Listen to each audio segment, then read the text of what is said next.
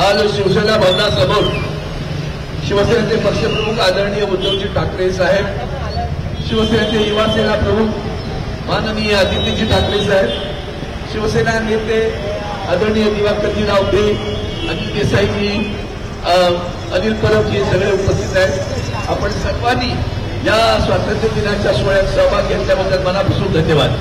भारत माता की जय, भारत माता की जय.